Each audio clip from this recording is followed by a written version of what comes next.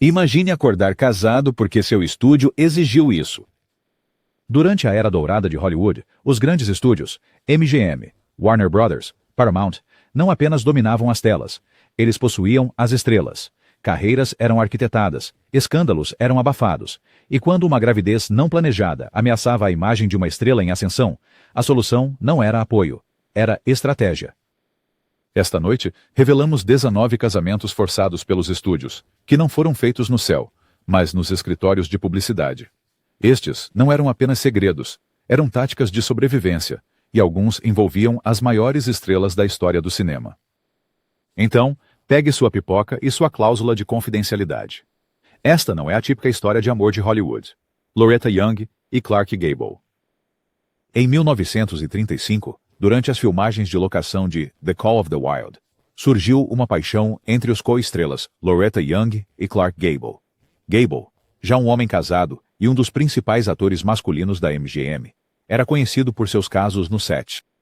Young, com apenas 22 anos e sob contrato na 20ª Century Fox, era uma católica devota com uma imagem pública fortemente protegida.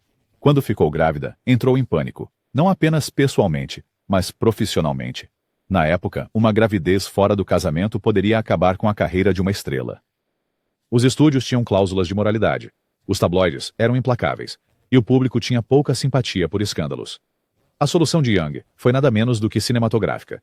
Ela desapareceu dos holofotes, alegando estar sofrendo de uma doença de longo prazo. Na verdade, ela retirou-se para a Inglaterra. Depois voltou para os Estados Unidos, sob os cuidados de freiras, onde deu à luz em segredo. Sua filha, Judy Lewis, foi colocada em um orfanato, do qual Young mais tarde a adotou, encenando a adoção como um ato público de caridade. Ninguém questionou isso. Os chefes dos estúdios cooperaram para manter tudo em silêncio, e até o nome de Gable foi apagado dos documentos internos. Judy só descobriria a verdade sobre sua ascendência na idade adulta, quando a semelhança física com Gable se tornou impossível de ignorar. O escândalo permaneceu enterrado por décadas. Só depois que ambas as estrelas faleceram é que os papéis pessoais de Young e entrevistas póstumas confirmaram o que há muito se suspeitava. Hollywood encenou muitas histórias de amor, mas nenhuma tão cuidadosamente fabricada quanto esta. Judy Garland e David Rose. Em 1941, Judy Garland tinha apenas 19 anos, uma estrela em ascensão da MGM recém-saída do sucesso de O Mágico de Oz. Mas por trás das cortinas, ela estava em um relacionamento com o líder de banda David Rose, um homem 12 anos mais velho que ela e já casado quando se conheceram. Quando Garland ficou grávida, os executivos do estúdio ficaram furiosos, não por causa do relacionamento, mas por causa do risco de publicidade. O chefe da MGM, Louis B. Mayer, via Garland como a garota da porta ao lado do estúdio, uma ídolo adolescente, saudável e rentável. Uma gravidez fora do casamento teria destruído essa ilusão. A solução: acelerar o divórcio de Rose de sua então esposa, a atriz Martha Raye, e apressar Garland em um casamento sanitizado e orquestrado pelo estúdio. O casamento ocorreu em 27 de julho de 1941, logo após Rose finalizar o divórcio. Mas o casamento não evitou o controle de danos. Pessoas de dentro do estúdio pressionaram Garland a interromper a gravidez em segredo, o que ela fez relutantemente. O público nunca soube. Mayer protegeu seu investimento e Garland foi direcionada para um ciclo de pílulas de dieta, estabilizadores de humor e relações públicas incessantes para manter sua imagem. O casamento não durou, divorciaram-se em 1944, mas o padrão estava definido: controlar a imagem, enterrar a verdade. Jean Harlow e Harold Rosson. Jean Harlow, a original loira platinada, não era estranha aos escândalos. Em 1933, após a morte suspeita de seu então marido, o produtor Paul Byrne, que muitos acreditavam ter se suicidado, a MGM se apressou para restaurar sua imagem pública. Mas outro problema surgia. Harlow estava envolvida com o produtor ligado à máfia Marino Bello, e rumores circulavam sobre uma gravidez. Para neutralizar as fofocas, o estúdio orquestrou um casamento apressado entre Harlow e o cinematógrafo da MGM, Harold Rosson, em 1933. Os dois não tinham nenhuma ligação romântica. Na verdade, pessoas de dentro do meio referiam-se a Rosson como o marido adotivo de Harlow. O casal fez algumas aparições públicas juntos, posaram para fotos e mantiveram a charada apenas tempo sufi. o suficiente para a imprensa mudar seu foco. O casamento foi dissolvido silenciosamente após apenas 8 meses. Naquela altura, qualquer conversa sobre gravidez havia desaparecido, e a MGM tinha rebranding Harlow com sucesso como uma estrela viva e solteira, em vez de uma viúva problemática ou mãe solteira. Todo o episódio foi uma manobra de relações públicas, e Rossen voltou para trás das câmeras, enquanto Harlow retornou à sua base de fãs, solteira e ainda comercializável. Dorothy Dandridge e Harold Nicholas. No início da década de 1940, Dorothy Dandridge, uma das primeiras mulheres negras a alcançar fama convencional em Hollywood, engravidou durante um romance com o dançarino Harold Nicholas, dos famosos Nicholas Brothers. O relacionamento deles gerou preocupações tanto por motivos pessoais quanto políticos.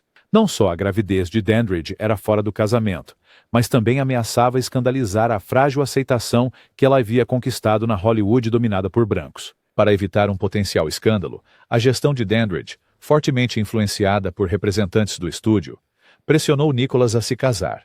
A cerimônia ocorreu em 1942, não por amor, mas por necessidade. A filha do casal, Haroldine, nasceu com lesão cerebral grave, e o ímpeto na carreira de Dandridge vacilou à medida que ela se afastou dos holofotes.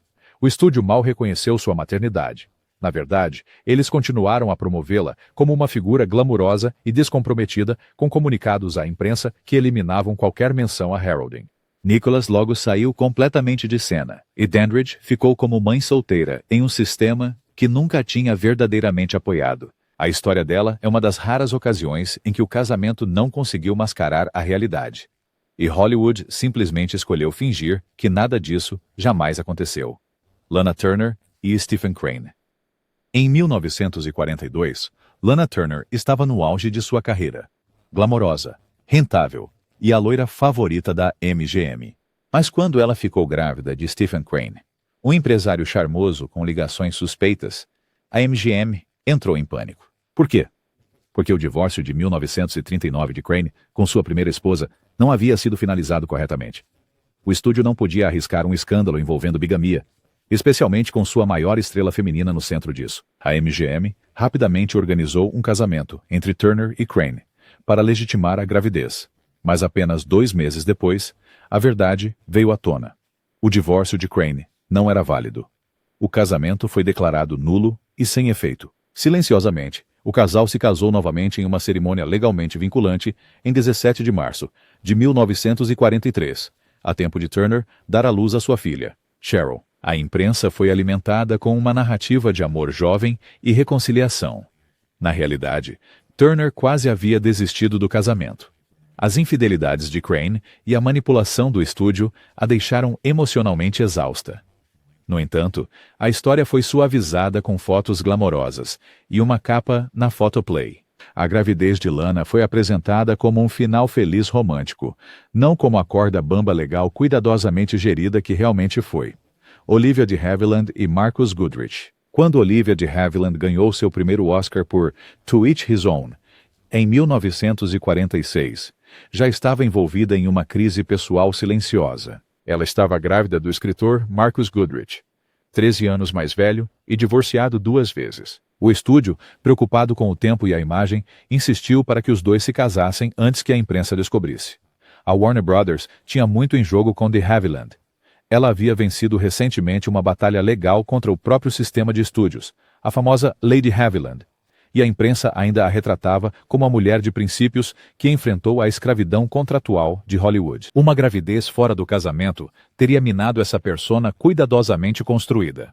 O casamento ocorreu apenas semanas antes da data prevista para o nascimento, sob as mais rigorosas restrições da mídia. Os convidados juraram segredo. O filho deles, Benjamin, nasceu logo depois, e a imprensa gentilmente o rotulou como um bebê de lua de mel. Ingrid Bergman e Peter Lindstrom. O caso de Ingrid Bergman com Roberto Rossellini é infame, custando-lhe a carreira em Hollywood por vários anos.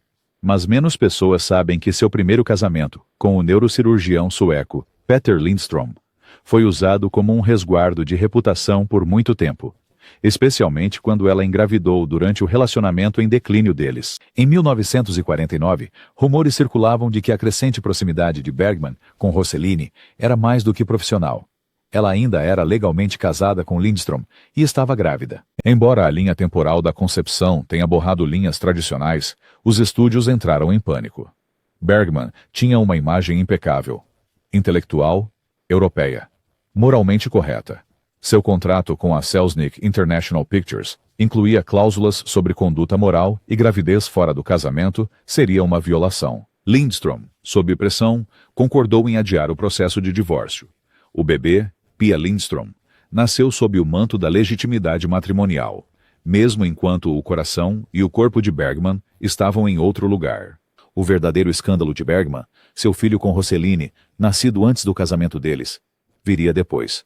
Mas essa gravidez anterior já havia quase derrubado sua imagem. Em memorandos do estúdio divulgados décadas depois, executivos debateram friamente a matemática da concepção e relações públicas. Em um deles, um assistente de Selznick escreveu: "Será que Peter pode estender a ilusão por mais 3 meses? Isso ajudaria." Jane Russell e Bob Waterfield. Jane Russell alcançou a fama com The Outlaw em 1943. Um filme famoso mais por seu decote do que pelo roteiro. Mas Russell não era apenas um símbolo sexual. Ela era uma jovem envolvida no controle do estúdio, e seu casamento com a estrela do futebol americano, Bob Waterfield, foi tanto estratégico quanto romântico. Em 1942, Russell estava supostamente grávida, de quem continua incerto. O chefe do estúdio, Howard Hughes, que produziu O Proscrito, era intensamente controlador e protetor de sua imagem. Uma gravidez teria devastado o lançamento do filme, já atrasado. Sem mencionar a imagem impecável de Russell, típica do meio oeste. A solução apressada: casar-se com Waterfield, que era um conhecido de longa data da sua juventude. O casamento ocorreu em abril de 1943, poucos meses antes de The Outlaw estrear nos cinemas. A imprensa celebrou a união como um romance glamouroso em tempos de guerra, mas correspondências privadas sugerem o contrário. Em uma carta para uma amiga, Russell escreveu: "Hughes diz que isso vai ajudar a limpar tudo. Bob concorda. Não será difícil. Nós nos damos bem. Se a gravidez resultou em nascimento, aborto espontâneo ou outra coisa, não está claro, mas o casamento durou por 25 anos. Uma das poucas uniões forçadas pelo estúdio que perdurou. Ainda assim, as circunstâncias em torno do seu início revelam como, mesmo casamentos duradouros de Hollywood, frequentemente começaram como gestão de crises contratuais. Ava Gardner e Mickey Rooney. Em 1942, Ava Gardner, de 19 anos, casou-se com Mickey Rooney, uma das estrelas mais lucrativas da época. A MGM promovia Rooney como o garoto completamente americano, o rosto saudável dos filmes de Andy Hardy. O que o estúdio não queria que ninguém soubesse, Gardner estava supostamente grávida na época de sua união relâmpago. O casamento, amplamente divulgado como um romance de conto de fadas, foi arranjado com rapidez surpreendente. A imagem de Gardner ainda estava se formando, mas mesmo no início, ela era vendida como sedutora, mas pura. Uma gravidez, antes do casamento, teria instantaneamente arruinado as carreiras de ambos os astros. A MGM, que mantinha Rooney sob um controle rigoroso de moralidade, essencialmente ordenou o casamento e encobriu a linha do tempo na imprensa. O casamento ocorreu em uma cerimônia discreta no dia 10 de janeiro de 1942. Dentro de meses, circularam relatos de que Gardner havia sofrido um aborto espontâneo. Biógrafos há muito especulam se ela foi forçada a interromper a gravidez sob pressão do estúdio. O casamento durou pouco mais de um ano. Gardner, mais tarde, disse em entrevistas: "Ele estava mais interessado no espelho do que em mim." No entanto, essa breve união, forjada sob pressão e pânico, oferece um retrato de quão rapidamente os estúdios agiam quando reputações e futuros lucros de bilheteria estavam em jogo. Debbie Reynolds e Ed Fisher. Para o público, Debbie Reynolds e Ed Fisher eram o casal dourado dos anos 50. Adoráveis, talentosos e feitos sob medida para capas de revistas. Mas por trás da perfeição fotogênica havia um turbilhão de segredos, incluindo um casamento facilitado pelo estúdio, destinado a mascarar o que os insiders há muito acreditavam ser uma gravidez surpresa. Reynolds estava sob contrato com a MGM, e Fisher, o crooner valorizado da RCA, tinha acabado de sair de uma turnê de sucesso. Quando Reynolds foi vista usando vestidos largos e cancelou uma série de aparições públicas no início de 1955, rumores surgiram. Quando o casal se casou em setembro daquele ano, colunistas de fofoca já insinuavam uma bênção prematura. a filha Carrie Fisher, nasceu em outubro de 1956, 13 meses depois. Mas a matemática não silenciou os rumores. Reynolds admitiu mais tarde que havia sido pressionada a se conformar pelas exigências dos estúdios, que disseram que o casamento era o único desfecho aceitável para qualquer impropriedade percebida. Embora o bebê possa ter chegado após o casamento, o próprio casamento foi programado para controlar a percepção pública. Décadas depois, Carrie diria famosamente: "Eu era o bebê, talvez mais legalmente aparente de Hollywood." Barbara Stanwyck e Frank Fay. Barbara Stanwyck era conhecida por sua personalidade dura e direta. Mas, no início de sua carreira, ela tomou decisões ditadas não por seus próprios instintos, mas pela Warner Brothers. Em 1928, enquanto ainda estava criando seu espaço na era pré-código de Hollywood, ela se envolveu romanticamente com a estrela do vaudeville Frank Fay. Logo depois, começaram a circular rumores de uma gravidez fora do casamento. A Warner Brothers, ansiosa para proteger seu investimento em ambos os artistas, agiu rapidamente. Eles incentivaram e possivelmente exigiram um casamento apressado, que ocorreu em agosto daquele ano. Naquela época, Fay, muito mais famoso que Stanwyck, ajudou a adicionar legitimidade ao perfil dela, que estava crescendo rapidamente. 9 meses depois, não houve bebê. Seja devido a um aborto espontâneo, aborto induzido ou falsos rumores, nenhuma criança materializou-se. Ainda assim, a decisão do estúdio já havia sido tomada. Um casamento aos olhos do público para neutralizar especulações. A própria união estava profundamente infeliz. O alcoolismo e abuso de Fay, mais tarde, seriam bem documentados, e Stanwyck pediu o divórcio em 1935. Ela nunca se casaria novamente, nem teria filhos, levando muitos historiadores a revisitar este primeiro casamento como um produto do medo, não do amor. Joan Fontaine e Brian Aherne. Joan Fontaine, irmã de Olivia de Havilland e vencedora de um Oscar por mérito próprio, contraiu matrimônio com o ator britânico Brian Aherne em 1939. Embora parecesse ser um romance clássico de Hollywood, vários memorandos de estúdios da United Artists e RKO sugerem que foi encorajado estrategicamente para encobrir uma gravidez não planejada. Na época, Fontaine estava prestes a estrelar Rebecca, um projeto de destaque de Hitchcock. Rumores circulavam de que ela estava envolvida com um produtor casado, e a gravidez ameaçava atrapalhar totalmente a escalação. Dentro de semanas, após os boatos chegarem aos chefes do estúdio, Fontaine e Aherne, que haviam namorado por pouco tempo, anunciaram o noivado. O casamento foi organizado rapidamente, e os publicitários descreveram como um romance relâmpago entre duas estrelas cultas e bem-educadas. Mas a gravidez de Fontaine terminou pouco tempo depois, seja por aborto espontâneo ou interrupção discreta. Nenhum bebê veio, e em 1945 o casamento se desfez. Fontaine mais tarde admitiria em suas memórias que a união começou com uma sessão de fotos e terminou em um adeus silencioso. Mas o controle de danos já havia funcionado. Rebecca se tornou um sucesso, e sua reputação permaneceu intacta. Clara Bow e Rex Bell. Clara Bow foi a garota It original, vivaz, sedutora e sensual demais para o sistema de estúdios lidar. Até 1931, a fama de Bow estava sendo sufocada por escândalos. Cartas de amor vazadas, histórias de festas selvagens e uma provável gravidez de um caso de alto perfil. Os executivos da Paramount já tinham tido o suficiente. Eles precisavam de uma solução. Entre Rex Bell, um durão cowboy de filmes B e futuro político de Nevada, a equipe de Bow, desesperada para reformular sua imagem, organizou uma escapadela romântica no deserto com Bell, que culminou em um rápido casamento em dezembro de 1931. Os jornais anunciaram isso como o domar da estrela selvagem. Não muito tempo depois, Bow desapareceu de Hollywood completamente. Ela deu à luz 2 filhos nos anos seguintes, mas os historiadores apontam para fortes evidências de que seu primeiro filho foi concebido antes do casamento, e possivelmente não com Bell. O casamento durou, mas a carreira de Bow nunca se recuperou. Embora a união tenha esfriado o escândalo da imprensa, também marcou o fim do seu estrelato. O Departamento de Relações Públicas do estúdio protegeu a imagem pública às custas da sua autonomia e, em última análise, da sua carreira. Tallulah Bankhead e John Emery. Tallulah Bankhead era escandalosa, brilhante e incontrolável. Com rumores sobre sua bissexualidade, uso de substâncias e relacionamentos poderosos, tanto com homens quanto com mulheres, os estúdios estavam constantemente correndo para moldar sua narrativa. mas quando ela engravidou no final dos anos 1930, Nanny Dwanshi Bay.